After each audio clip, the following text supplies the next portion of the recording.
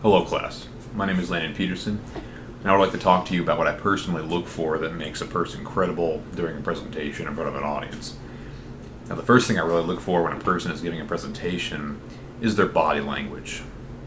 Now body language can really tell you everything you need to know in terms of knowing if a speaker knows what they're talking about.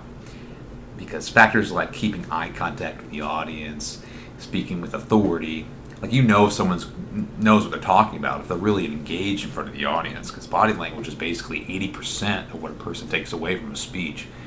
So for example, someone's giving a presentation in French, and you couldn't understand French, but you saw him really engaged using fluent hand motions, and you can really feel the passion.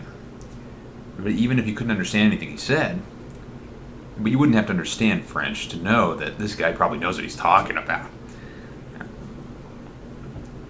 But really, though, the most important thing that I look for, above all, is logical fallacies. I mean, honestly, if you don't know your logical fallacies, such as a circular argument, a straw man, or ad hominem, you really need to start, because it's essential that you learn this because of your ability to formulate your own opinions and not to be convinced by somebody who doesn't really know what they're talking about. For example, of a circular argument, let's say a guy's a good speaker because he speaks effectively.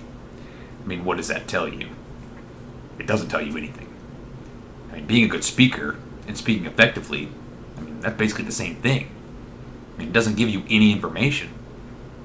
For a real life example, my mom was cleaning out her garage and she found a box with some mold in it in the garage. Now, there was a lot of other boxes around it, but she automatically assumed that because there was mold in one box, there must be mold in all the other boxes.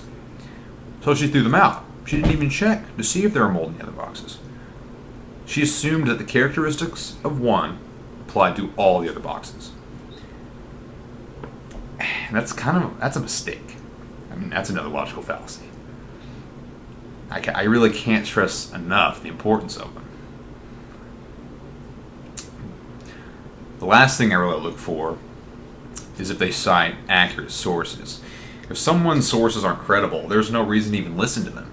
I mean, if they just cite one outside source that I've never even heard of and they don't cite any other sources to compare the evidence, I really can't take it seriously. If something like that happens, I usually take out my phone and start Googling it to see if it's actually correct. But most of the time, there'll be another study that refutes that study.